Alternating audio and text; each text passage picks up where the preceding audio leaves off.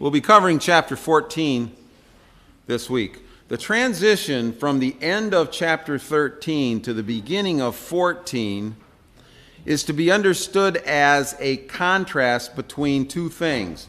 Those that have given themselves over to the beast versus those who have given themselves to the Lamb. The name you decide to bear makes all the difference.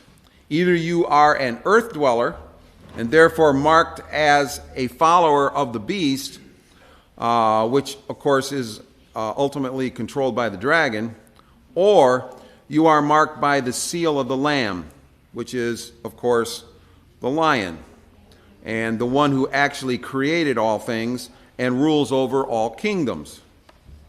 This contrast is used to emphasize that Jesus is the true Lamb and that he is the one to whom allegiance is due, and that the choice is yours to make. This is not a decision made for you. No one forces you to make it. It is a spiritual choice as to who you will ultimately decide to follow, no matter what the physical consequences would be. When we left last time, we saw that the symbolism of the beast was the 666, and we discussed that extensively. Now, at the very beginning of chapter 14, we see the contrast between that, and the next verse has the mention of the 144,000 again. Previously, the dragon was standing on the sand of the sea, and the first beast we saw rose out of the sea, and the second beast, a.k.a. the false prophet, rose out of the earth. But here in Revelation chapter 14, verse 1, we see the Lamb already standing on Mount Zion. Earlier, we saw him coming from the throne of God. So we have a contrast even from how we see the two sides coming into the picture, and it's a stark one. One comes from creation, the other created. Earlier we saw him coming from the throne, but he does not come from the creation as the others do, because he is the creator of all things.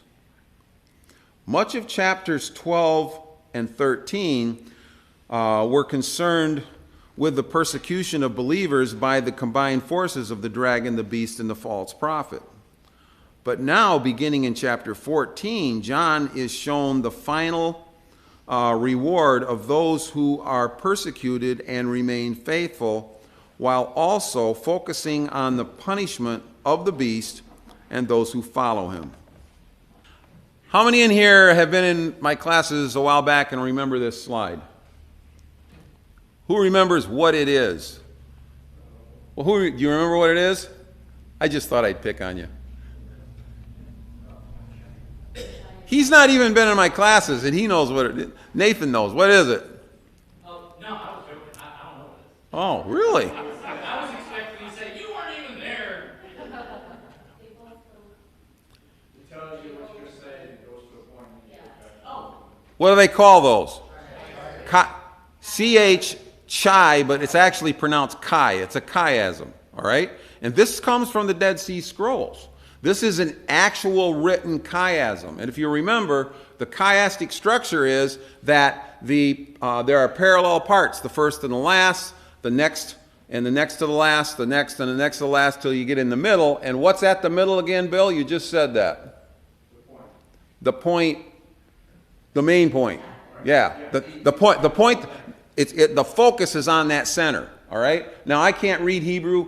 I have no idea what this one says, but there are lots of them out there. For instance, hickory dickory dock, the mouse ran up the clock struck one, the mouse ran down, hickory dickory dock. That is a form of a chiasm. And what's important in it? The clock struck one, all right? Benjamin Franklin wrote a lot of things in chiastic structure.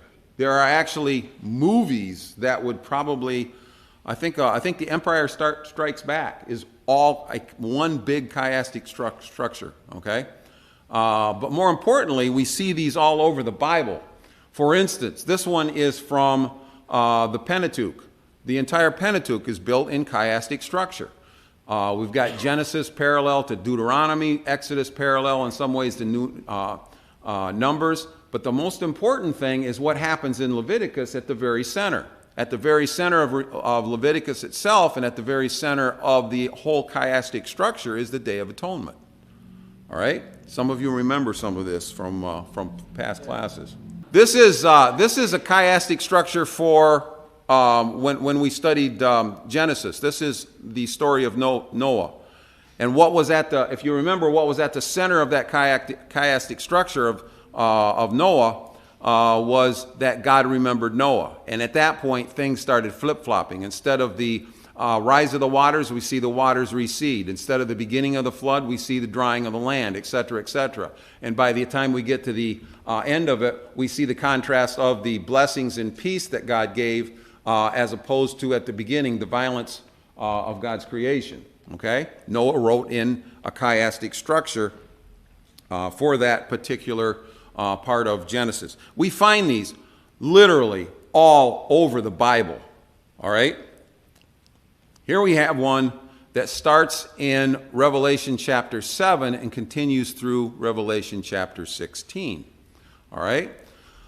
You can see on the outside we've got the trumpet plagues with 144,000 and the bowls of wrath with 144,000, and it works its way in.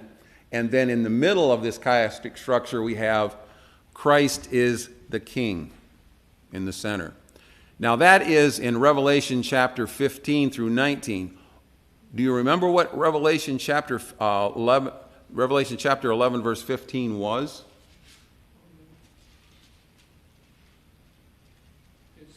We did this right from the very beginning of class. We've repeated it several times. It's why you had the Hallelujah chorus. It's why that's one way to look at it. It is why the Hallelujah chorus was written. Absolutely. But we said that it is the main point of Revelation. It is what Revelation is all about. It is this verse that we talked about. The kingdoms of the world are become the kingdoms of our Lord and of his Christ. Remember us reading that over and over and over again. That is at the center. That is at the center of that chiastic structure. It is the emphasis. It's what's supposed to be seen as the most important.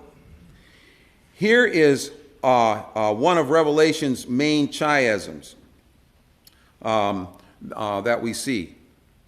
This one right here. All right. The middle is always the most important, but we need to make sure that we do not miss this bigger picture. The larger structure speaks volumes of this particular larger kind of structure speaks volumes about how it is about who is in charge, despite what is and it looks like to the rest of the world, because the rest of the world isn't going to see it that way. So, in chapter 14, we have the signs. We talked a little bit about that last time. The signs of our signs number 4, 5, and 6.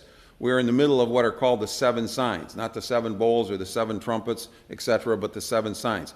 So this chapter is about the 7 signs, signs 4, 5, and 6. Revelation 14, verse 1 begins the 4th sign. As in many other places in Revelation, John will see and then he will hear. We've seen that happen over and over again also. He sees something and then he hears something, and they're basically the same thing. They emphasize the same thing in different ways. So, in verses 1 through 3, this is what it says. Then I looked, and behold, on Mount Zion stood the Lamb, and with the 144,000 who had his name and his Father's name written on their foreheads. And I heard, notice what we've got, the I looked, and then we've got the I heard. And I heard a voice from heaven like the roar of many waters and like the sound of thunder. The voice I heard was like the sound of a harpist playing on their harps, and they were singing a new song before the throne, and therefore the four living creatures and before the elders. Everything in this depiction is meant to motivate believers to confidence and endurance. John sees the conqueror on Mount Zion with his multitudes, and then he hears the songs that are sung before God's throne. Like Jesus prophesied to the church in Philadelphia earlier in chapter 3. He said, "The one who conquers, I will write on him my name, the name of God and my own name." And that is what's being talked about. What John hears is like the roar of many waters. This symbolism comes directly from chapter 1, verse 15, where we saw all those descriptors used about Jesus. This crowd sings with one voice. Their voices are in solidarity with the one they praise. These sights and sounds depict a loud, overpowering, singular voice of many, the 144,000, or AKA what we talked about before, the myriads of myriads. The redeemed now stand and they sing before the throne and before the elders and the living creatures. They no longer seemed outnumbered. In the past, up to this chapter, it seemed like those that were the believers were, even though the lamb was standing there, the lion was standing there, and heaven was watching, it seemed like they were losing. But at this point, all of a sudden, for the first time, it doesn't look that way anymore. They are no longer weak. Why? Because they stand with a lamb that overcame death. They stand with the Lion of Judah, the Son of the living God. But by the end of this verse, verse 3, we are told that these voices sing a new song. And in the Old Testament, a new song is always an expression of praise for God's enemies, God's victory over his enemies. For instance, we see in Psalms chapter 96 that, "O sing unto Jehovah a new song. Sing unto Jehovah all the earth. Sing unto Jehovah. Bless his name. Show forth his salvation from day to day." In verse 4, we see this group identified as those who have not defiled themselves. They are chaste. Chaste here is to be understood as a metaphor for those who have not compromised themselves with the world, but instead have remained faithful as the pure bride of Christ. This picture is reminiscent of how Paul presents the church in Ephesians chapter 5, and also in 1 Corinthians chapter 11, where Paul says, "I espoused you to one husband, that I might present you as the pure virgin to Christ." This same imagery is used throughout the entire Old Testament. Remember, we said that the vast majority of Revelation comes from this imagery and these verses and these allusions to the Old Testament.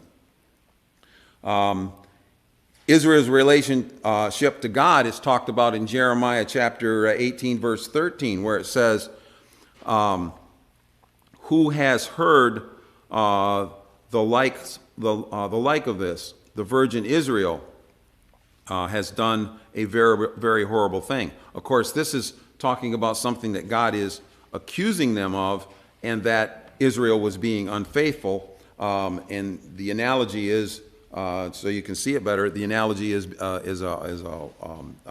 wife being unfaithful to her husband, or a spouse being unfaithful to the other spouse. But here in Revelation chapter 14, what we're seeing is that God's people are chaste, and they do not forsake the bridegroom. We've got all these times in the Old Testament where God's talking about you need to remain faithful, and he uses this analogy now it has a greater emphasis in a way, because the true church are the ones that have stayed faithful to God. Verse 4 tells us that this innumerable group are those who follow the Lamb wherever he goes. These have been redeemed from mankind for the first fruits of God and the Lamb, and in their mouth no lie is found, for they are blameless. These are not the followers of the deceiver, talked about before. Who's the deceiver? The dragon, okay, which is Satan. No lie can be found in them. Instead, they reflect the trait of the one that they follow, similar to the language in Zechariah chapter 3, where he says, nor will a deceitful tongue be found in their mouths. The end of verse 4 describes these people as the first fruits for God. First fruits is mentioned way back in Leviticus chapter 23. The Feast of the First Fruits took place during the week-long Passover celebration on the first day after the Sabbath that occurred in the middle of the week. The first fruits were offered by people of Israel to show their gratitude for the abundance that God had shown them. Now, here in Revelation, we see a beautiful picture of the true Passover lamb, along with the first fruit offering of those who have been redeemed, remain faithful. Like it says in 1 Corinthians chapter 15. But Christ has indeed been raised from the dead, the first fruits of those who have fallen asleep. For since death came through a man, the resurrection of the dead come through a man. For as in Adam all die, so in Christ all will be made alive, but each in his own term. Christ the first fruits, then, when he comes, and then, of course, those who belong to him. The fifth sign begins in verse 6. John describes the proclamation of the three angels. There's three different sections to this fifth sign.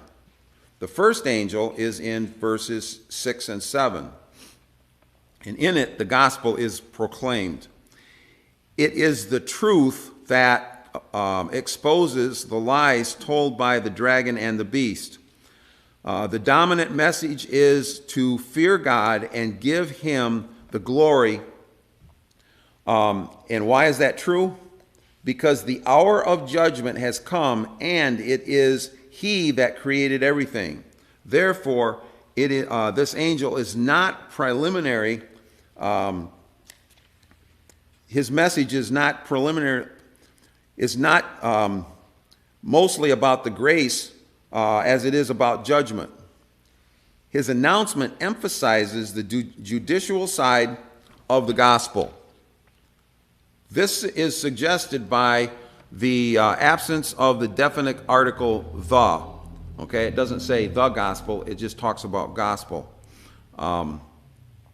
He is not announcing a different gospel, but instead the idea is that there are dire consequences for those who reject that gospel. Similar to what's said in 1 Peter chapter 4. For it is time for judgment to begin with God's household. And if it begins with us, what will the outcome be for those who do not obey the gospel of God? The second angel starts in verse 8, and he announces that it is time for earth dwellers to be judged because Babylon has fallen. It says, fallen, fallen is Babylon the Great. She who made all nations drink the wine of the passion of her fornication. So, there are some people that think this is physical Babylon, but it is not. Babylon is a symbol of the wicked world system that rejects God. So, here we see the virtuous 144,000 being contrasted with the fornication of the earth dwellers of Babylon. And who are the earth dwellers again? People that desire the earth more than they do the spiritual. Okay? Every time it talks about those of the earth dwellers, it's not talking about everybody that's living on earth right now. It's talking about those who desire to be on earth. From the very beginning of the Bible, Babylon and the idea of East is set up as a symbol for those who reject God and persecute his people. This is something that happens all the way from the book of Genesis on. And we're going to point out a couple of examples of this so you get the idea. First of all, the angels with flaming sword were placed on which side of Eden? The east. Absolutely. All right, now that Terry's answered the first question, everybody ought to be able to answer the second question. Cain was driven to Nod, which was what side of Eden? East. Okay? Abraham fought the kings of the east. All right? You see how this goes? There's actually some more references in Genesis about this, that east becomes important. So why is it important? We do not know where this east specifically on earth was before the flood, because the flood would have screwed everything up. But we do know that as we apply things after the flood, where this east is, as the Bible continues. East is symbolic.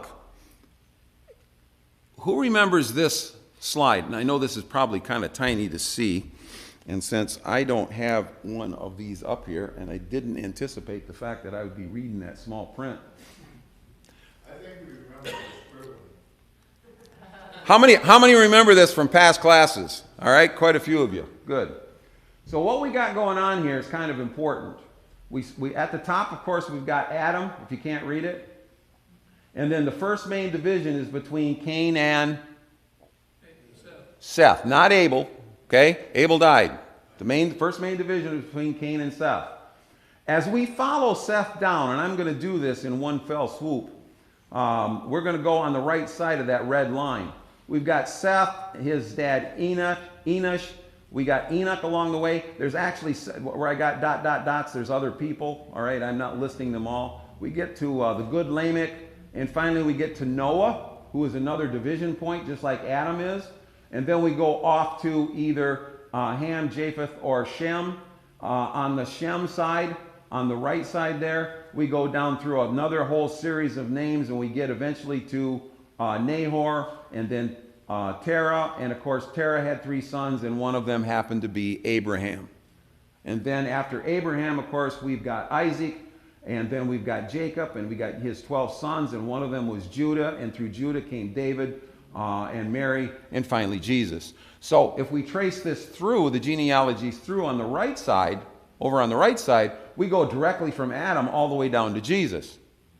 And those genealogies are listed. In fact, I'm thinking of doing another class sometime in the near future just on genealogies, because they're so important. We often misunderstand them. But on the left side, that's all the east. Okay? What we've got is Cain, driven to the east. And we've got his lineage underneath. First part of his lineage was compared to Seth's lineage in a group of 7. But it comes down to a man named Lamech, the evil Lamech, who had more than one wife. He killed for pleasure. And we've got his sons being the people that started the cities and industry and that sort of thing. And then, we hear nothing else. It's like his side died out. And I think there might be some symbolism in that, but we're not going to get into it right now. That picks up again, though, after Noah with Ham. And look what happens on Ham's side. The main one is going to be Nimrod, but we also have the Hittites, the Jebusites, the Amorites, the Nivites, the Canaanites, the termites. Just trying to make sure you're paying attention. Okay? Well, on this side, as you look at those names, who do those represent? Those all represent the nations that give Israel grief. Okay? The most important to us right now is what happened during that time after Ham threw Cush to Nimrod. Nimrod became the builder of cities, and one of them was Babel, which became Babylon, and then Assyria, which became the capital of, or whose capital was Nineveh. That is what we need to see as an overall structure to understand why Babylon is so important in the book of Revelation. It's how this is structured. God set this up right from the very beginning so that we would understand what Babylon meant by the time we got there. Okay. In the Old Testament, Canaan is always considered home base, so to speak. And then east is understood to be things that are east of Canaan. So, as we look at a couple of maps here, Shinar is on the east and Canaan is on the west. Okay? Shinar is where what was? Eventually Babylon, absolutely, but it's where the Tower of Babel probably was. Now, they've got it pinpointed. I don't think that they can necessarily do that, but it was in that section of the country. And we kind of get a hint of that because Ur of the Chaldees was at the bottom of that, and that's where Abraham was called out of. Why? Partially because he wanted to test Abraham and take him to the new nation, but a lot of it had to do with the fact that that was a pretty bad place. Okay? Because that's where all those remember we talked about the ziggurats, Bob? Okay, that's where all those ziggurats were being, and there's still, a lot of them are still here to that day. Those are those towers that they built as far as worship to their false gods. And then, of course, we have Abraham. This is another map depicting the same thing. Coming from the east, down there at the bottom right, we see Ur, and he traveled up to Haran and eventually over into Palestine. And then later in Abraham's life, we've got him in the west, in Canaan, dwelling. He never actually owned a spot over there, but he dwelled in that area. And the kings that he fought were the kings of the east. Who would that have been? Babylon and Assyria and the predecessors of those nations. Okay? It's not specifically told, but that's where they were. So we should be able to understand that as students of the Bible, where these things are and what they're talking about. Well, by the time we get to Genesis chapter 10, it said that Cush was the father of Nimrod, who became a mighty warrior on earth. The first center of his kingdoms were Babylon. From that land, he went to Assyria, where he built Nineveh. These are all in the east. These are east of Ur. These are east of Palestine, and these are being set up that way. So, how this is stated by the second angel is sort of a parody. Yeah, it's sort of a parody also on Daniel chapter 4. So what we see is Babylon is being set up from the Old Testament as the symbolic evil persecutors of God's people. And then at the by the time we get to Daniel, we see that in verse 30, we find that Nebuchadnezzar, and who was Nebuchadnezzar? King of Babylon, back during the book of Daniel. All right, that's why a lot of this comes from Daniel. So we've got Nebuchadnezzar, who was king of Babylon, who was in the east, and he's the one that first uses the words that are used in Revelation chapter 14. It says that it is not Babylon the Great. Who's speaking here? Nebuchadnezzar himself. And he's calling his own city the great city. All right? Is not Babylon the Great that I have built as a royal residence by my mighty powers and for the glory of my majesty? What happens to Nebuchadnezzar right after he speaks this? God tells him, you're going to go nuts. You're going to go eat cattle. You're going to go eat grass in the cattle in the field. This is all what's being symbolized here in Revelation in this section are these particular things. This scene from Daniel is to be understood as predictive of what John is saying in Revelation chapter 14. Babylon in Revelation is not to be understood as a physical place. It's not to be understood as a physical place. It is a symbol that has been set up in the pages of a very cleverly written book as the all-encompassing city of evil. All wicked world systems take on the symbolic name of Babylon the Great. So when somebody's trying to talk to you about Revelation, they try to tell you that something's going to happen in Babylon. Look, the oil's not over, whatever. Nonsense. It's not what's going on. A modern day example of this would be the use of the name Benedict Arnold. If I call Dave a Benedict Arnold, does that mean that he is physically Benedict Arnold? No. What does it mean? It means he's a traitor. Dave, you're not a traitor, okay? I just want you to know that. Dave's a good guy. Do you see how it's being used? Okay, do you see how Babylon is being used? That's really important for this section especially, and throughout the next few chapters. It is a personification of all the East, and Babylon stood for throughout the entire Old Testament. Here are a couple of examples that come from the Old Testament. For instance, Jeremiah. I will repay Babylon for all the evil they have done in Zion. You shall be desolate forever, says the Lord. And in Isaiah chapter 13, and Babylon, the glory of the Chaldeans, the people that lived in Babylon were called Chaldeans, will be like Sodom and Gomorrah when God overthrew them. It will never again be inhabited. And that's true. That's physically true, and it is also spiritually true as we get into Revelation. That's a good point. Historically, these prophecies all came true for physical Babylon. I forgot I wrote that sentence. But more importantly, these things are about to come true for the symbol of what Babylon stands for in Revelation. And like I just said, the next several chapters are going to emphasize things that happened to Babylon, and we need to know what Babylon stands for before we ever approach that group of chapters. The third angel in this second in this group begins in verse 9. Also announces judgment.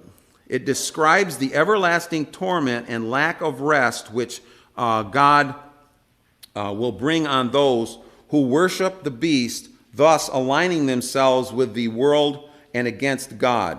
Verse 10 says that anyone who worships the beast will drink the wine of God's wrath poured full strength into the cup of anger, and will be tormented with fire and sulfur in the presence of the holy angels and in the presence of the Lamb.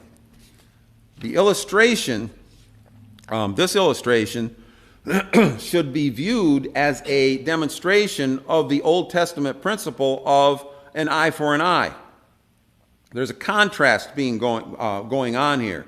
The contrast is between verse 8, where it says, drink the wine of the passion, which is what the Babylon of Babylon, drink the wine of the passion of Babylon, versus verse 10, where it's talked. We'll talk about drinking the wine of God's wrath. Okay, so for those that drink Babylon's wine of passion, they will drink God's wrath. Is the contrast that's being said. The contrast is with the verse 8, where the nations willingly drank from the wine of the passion of Babylon, but now in verse 10, they are being forced to drink the wine of God's wrath. This language and symbolism leads nicely into the end of chapter 14, where the wine is used to symbolize God's judgment. And also in chapter 15, later on, where we will see God's bowls of wrath being poured out. For those that must endure the agony of God's wrath, we see them doing so for eternity. They have no rest. They are tormented both day and night.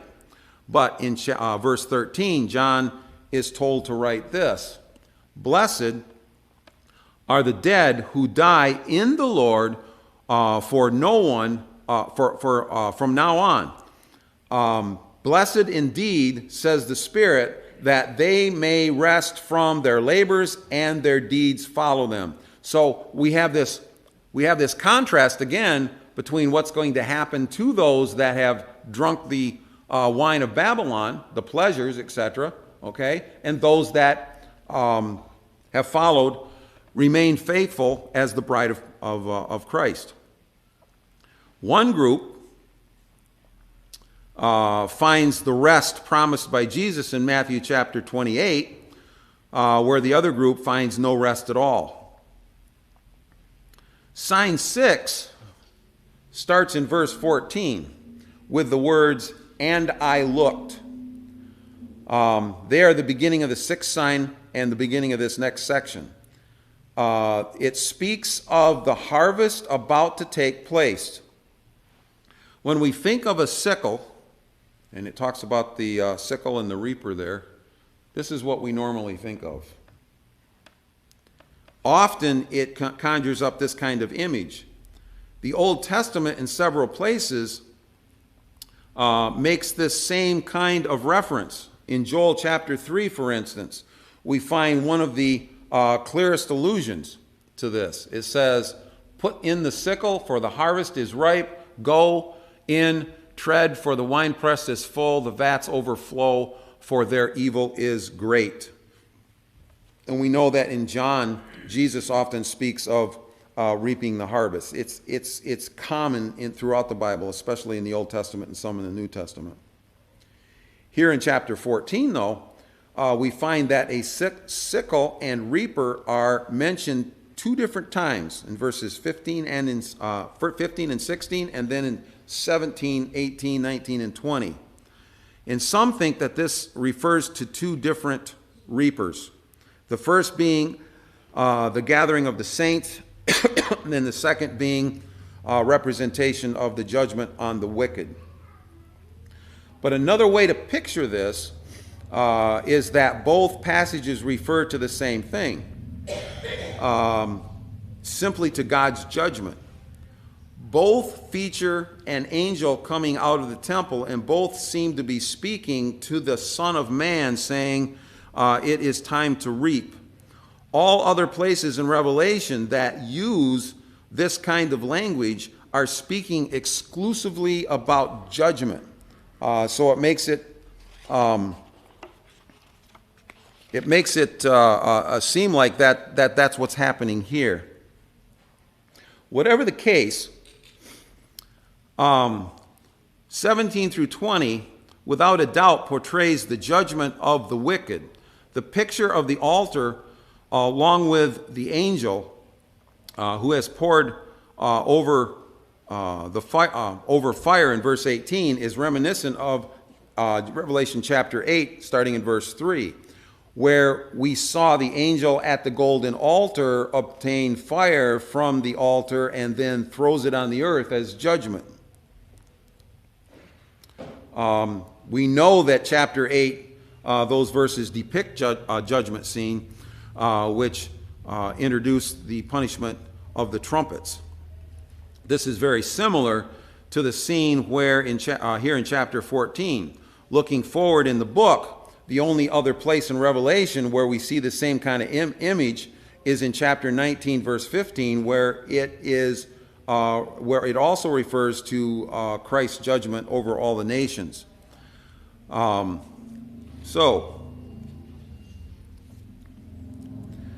Verse 20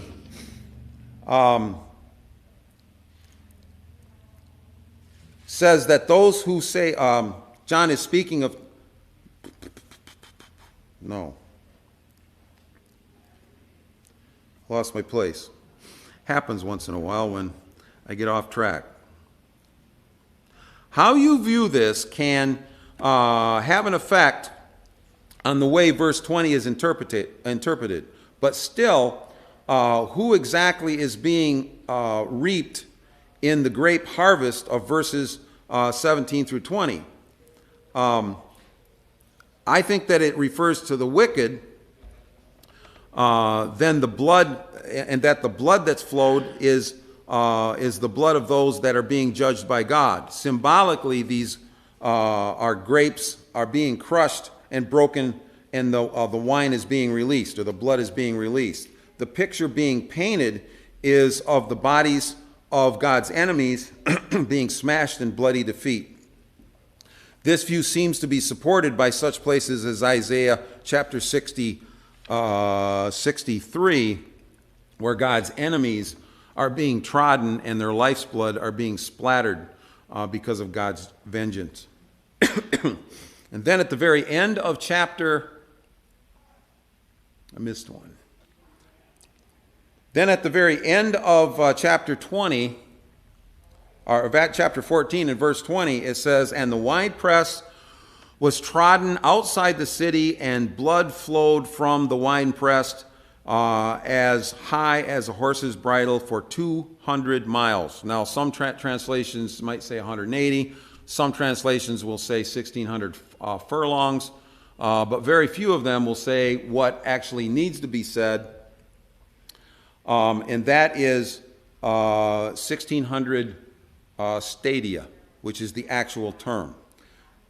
The problem is that miles was not a unit of measure back when John wrote. Instead, the original Greeks used a measurement called a stadia. And a stadia was based on the stadium size of the Greek games, and it became standardized. The Greeks measured in a stade, which was the length of that particular thing. It was about 600 Greek paus, 600 Greek paus, which each paus was about 12.13, it's a little over a foot. So we're talking a little over 600 feet, two football fields is what we're talking about. But 1,600 of those comes out to be 180 plus miles in our present measurement. So a lot of people think that, oh, this must be like talking from the top of Palestine to the bottom of Palestine, because that's the distance. No, why wouldn't that fit? We're almost done. We got another minute. Why wouldn't that fit? Think of how we've used numbers all the way through so far. It's not symbolic that way, is it? Right? Okay? So instead, I think the idea of the original being 1,600 is important, the same way that 144,000 is important. What we've got in 144,000 is the 12 times 12 times 1,000. What we've got in the 1,600 is 40 times 40. What does 40 stand for? Judgment. Okay? We're talking about the same kind of thing when Jesus said, forgive 70 times 7. John is saying the judgment's going to be 40 times 40. Only he's saying the word 1,600. And I think that's where that comes from. Therefore, it is simply another way to use symbolic numbers to intensify how bad the judgment is going to be when God shows his wrath. Any questions? Well, we don't have time for it.